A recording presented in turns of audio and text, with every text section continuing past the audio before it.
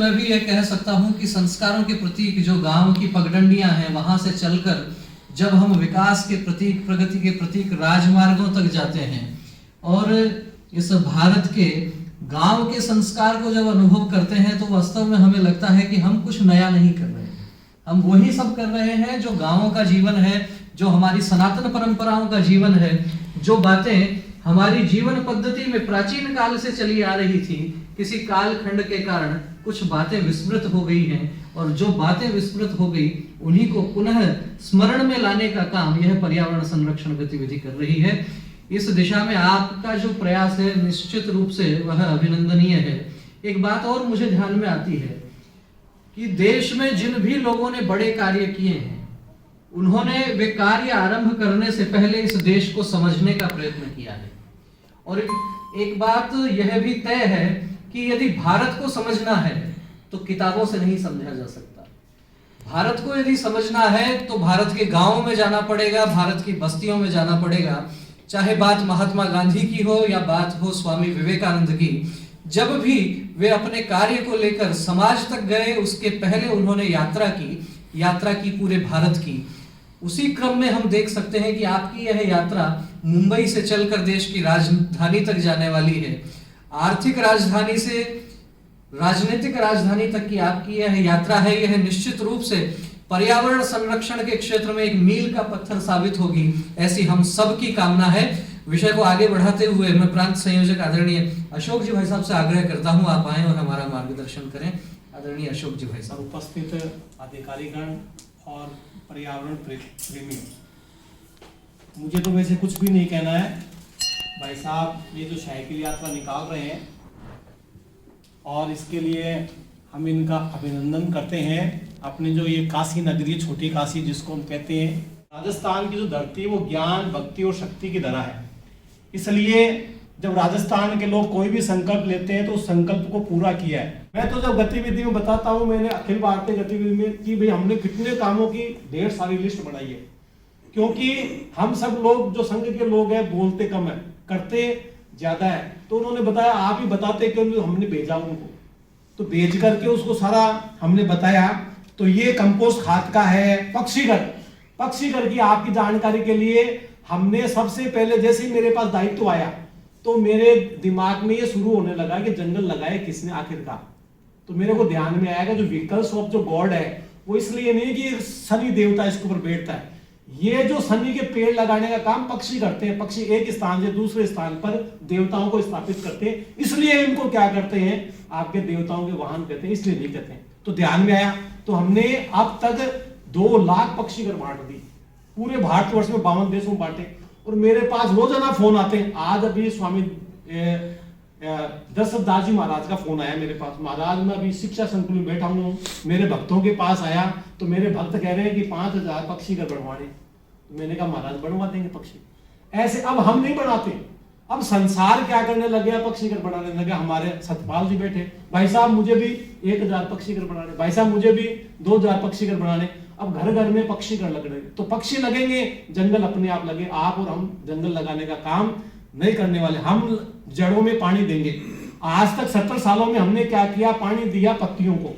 अब हम काम किस में शुरू कर दिया, जड़ों में, तो अपने आप सब कुछ होने वाला है। तो ये पक्षियों के लिए भी हमने काम किया। इतना ही नहीं किया काम, बर्ड रेस्टोरेंट। यदि भारतवर्ष में कहीं पर कोई नाम मिलेगा, और भारतवर्ष में क्या पूरे विश्व में यदि किसी ने फ्लैट्स को नाम दिया 1 BHK, 2 BHK, 3 BHK, 5 BHK, तो जयपुर की धरा है, राजस्थान की धरा है। इतना ही नहीं है, तो हमने बर्ड रेस्टोरेंट लगाए।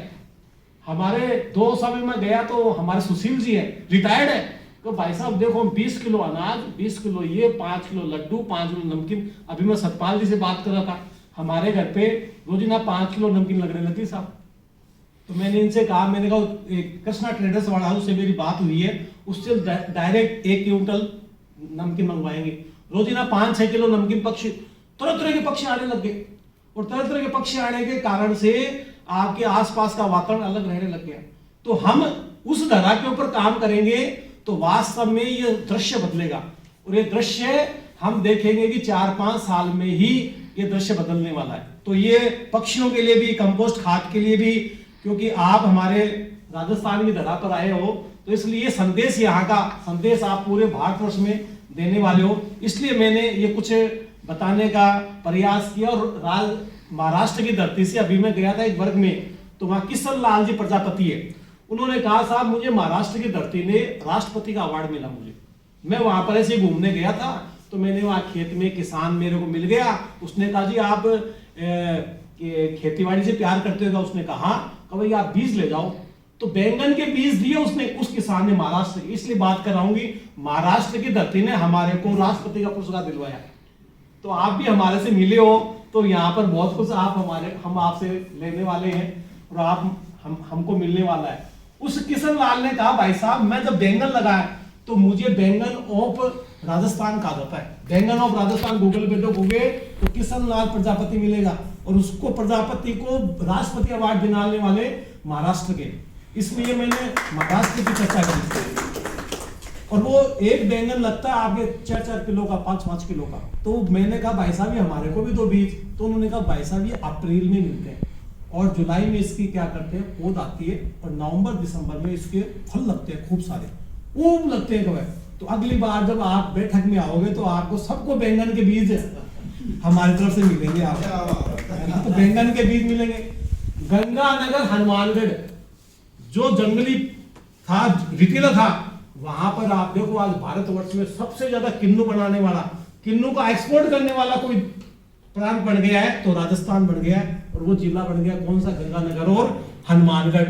वहां पर किन्नू की खेती और आगे अनार की खेती प्रारंभ करी, और वहां पर आज अनार इतनी विशाल मात्रा में जयपुर में भी आ रहे हैं कि 40 रुपए किलो, 50 रुपए किलो अनार लोगों को मिलने लगे। तो बहुत कुछ कर रहे हैं आप सब, आपने हमें जो प्रेरणा दी साइकिल यात्रा के माध्यम से, हमारे कार्यकर्ताओं में और ऊर्जा का संचार हुआ है, इसके लिए हम आपका कोटि कोटि साधुवाद करते हैं, हमारे कार्यकर्ताओं की ओर से, हमारे जयपुर के कार्यकर्ताओं की ओर से और राजस्थान की धरा की ओर से। धन्यवाद। भारत माता की जय। बहुत बहुत धन्यवाद आदरणीय अशोक जी भाई साहब। राजस्थान में और खासतौर पर जयपुर प्रांत में पर्यावरण को लेकर जो कार्य हो रहे हैं आपने संक्षिप्त जानकारी दी, और आपके उद्बोधन से हमें संदेश भी मिलता है कि स्वयं अब जाग कर हमको जगाना देश अपना है। केवल अपने आप तक सीमित नहीं रहना है। मैं पक्षियों के संदर्भ में क्या कर रहा हूँ, मैं जल संरक्षण के संदर्भ में क्या कर रहा हूँ, मैं कितने पौधे लगा रहा हूँ, कितने पौधों का जन्मदिन मना रहा हूँ, केवल यहाँ तक नहीं रुकना है, क्योंकि हमारी अपनी एक सीमा है, लेकिन हम प्रेरित करके, हम स्नेह के माध्यम से लोगों को जोड़कर कितना इस काम को बढ़ा सकते हैं, यही हमारा ध्येय होना चाहिए। और अब मैं हनुमान जी भाई साहब से आग्रह करूंगा आप आए धन्यवाद ज्ञापन के लिए।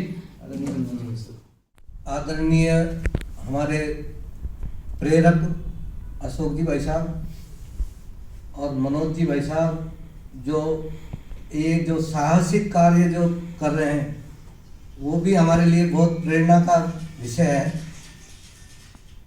और सामने जो बैठे हैं सभी पर्यावरण प्रेरी के नाते आप बैठे हैं, और सब एक से बढ़कर एक अच्छे कार्य करने वाले। आप सभी को का स्वागत है और साधुवाद। अभी इतनी ठंड की उसमें भी आप यहाँ पधारे हैं, इसके लिए सबको धन्यवाद।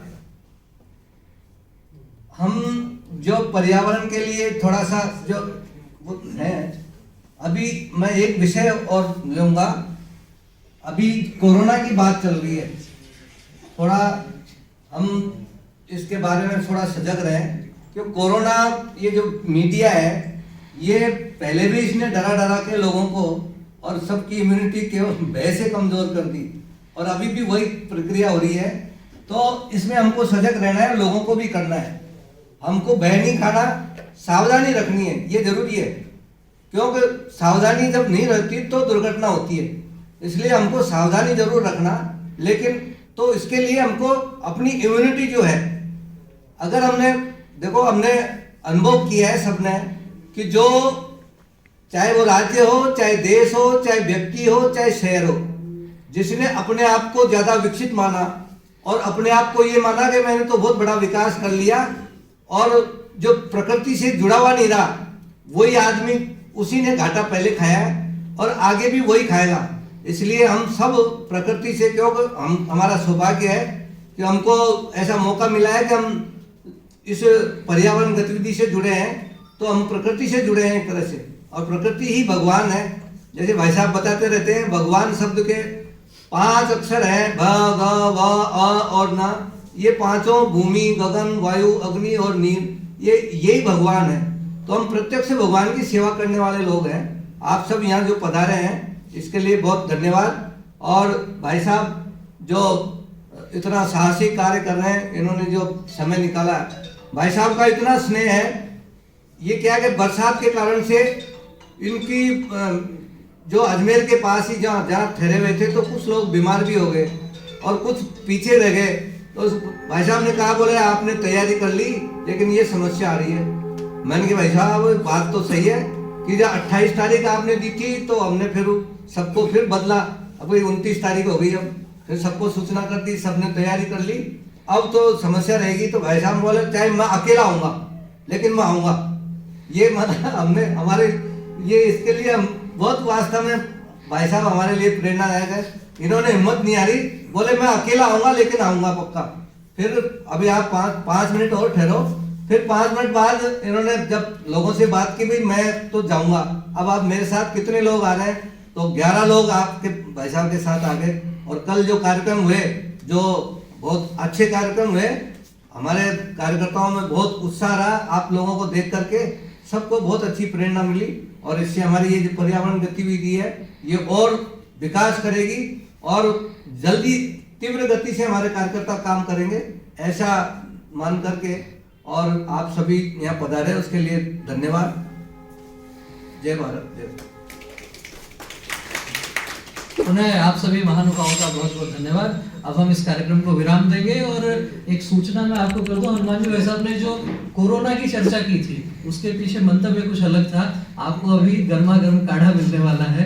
बहुत बहुत धन्यवाद।